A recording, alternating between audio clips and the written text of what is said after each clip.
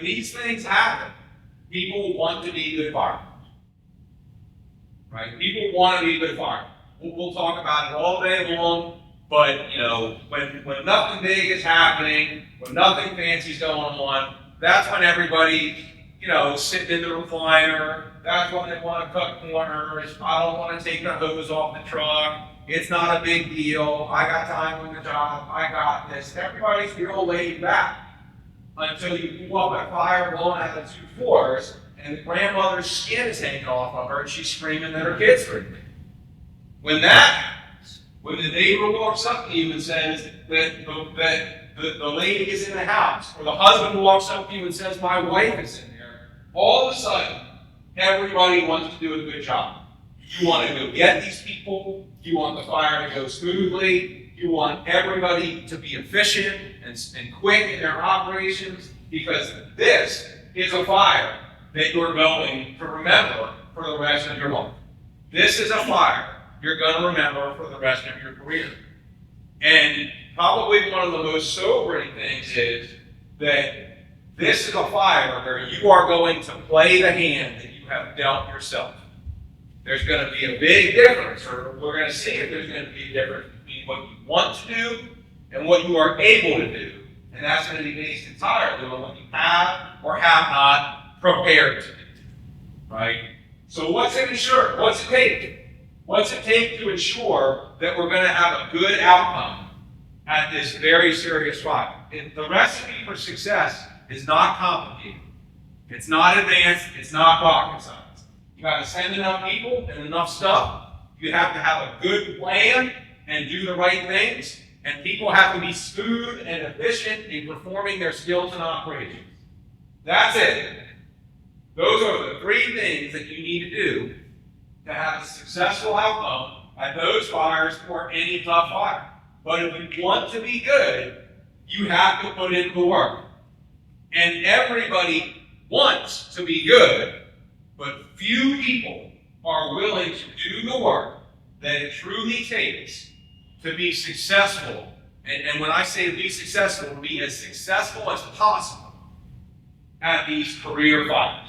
There's a lot of people that want to talk about it, but they don't want to be about it, right? You've got to realize that most of what is going to happen or not happen at your next fire has already been determined. Anybody who's pulled up at this fire knows that this is a career moment. There is not a more stressful thing that can happen to you in your life than being the first person to arrive at a working fire and having a family member pull you out of the fire truck and scream at you that their loved one is in there. And in that moment, you just tell me, if you disagree, this fire department, whoever it is, they are either ready for this or they are not.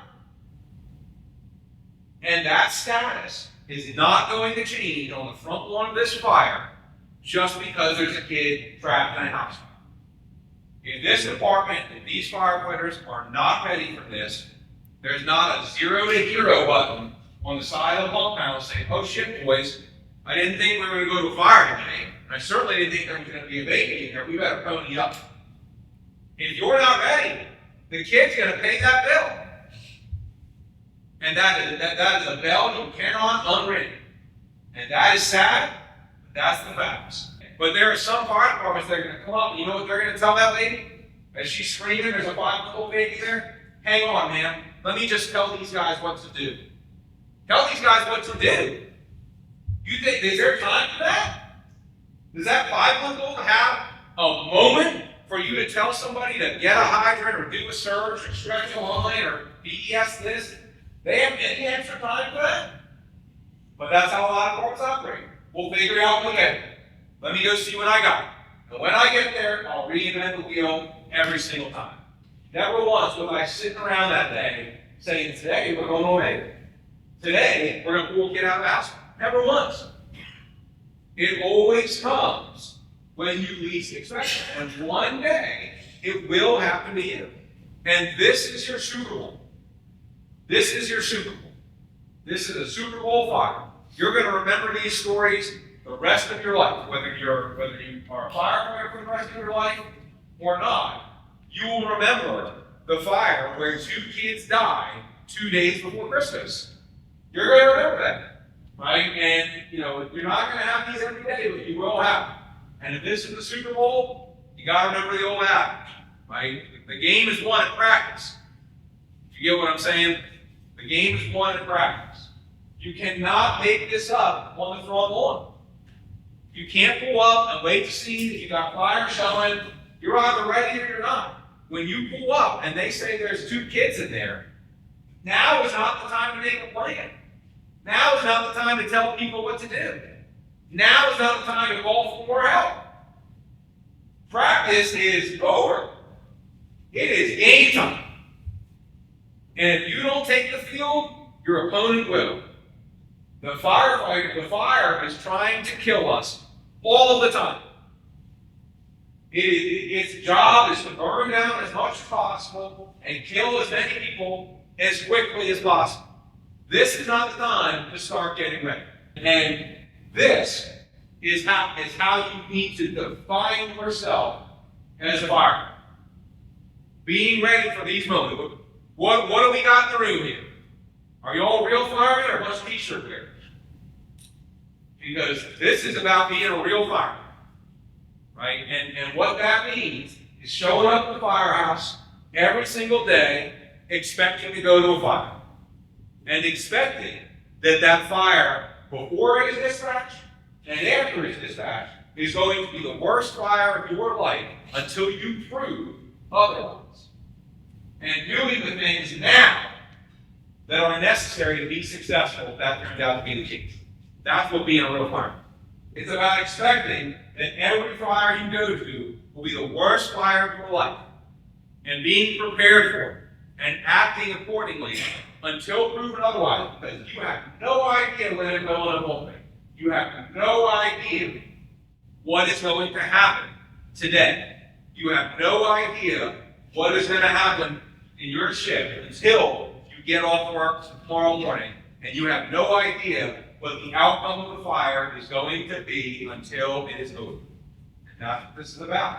Because after a tragedy, there is no pause button, and there are no reviews. When you're pulling up and they're saying the kids are in there, when you're hearing the mayday come over the radio from your best friend, there is no, oh shit, let me hit the pause button, That train is coming down the tracks, and you are either riding the train or you are getting run over by it. And that's a sad, hard truth. With the exception of firefighters, nobody buys their house thinking, what fire district is this? Right? What engine company is first due to my house? No civilian out there woke up and checked their staffing roster to see what shift it was, or who was working overtime, or who was on a train to see if this was going to be the A team or the C team. They don't know and they don't care. What do they all think is in every one of these firehouses? Rock star heroes. And that's you. And you are their only chance. It's an uncomfortable standard. But when you're talking about the stakes that we're dealing with, 100% success, 100% of the time is the standard. Because that is what we would expect and we would demand from ourselves and from our family. And that's what our duty is, to provide for everybody else. Now I know nobody's perfect. And I have never been to the perfect fire, and I have never been the perfect fire. I have screwed up as much or more than anybody else. And in many ways, achieving perfection is not what it's about. But chasing perfection is, right? Gentlemen, we will chase perfection, and we will chase it relentlessly, all the time, knowing that we will never achieve it. But in the pursuit of perfection, we will find excellence. That's what this is all about.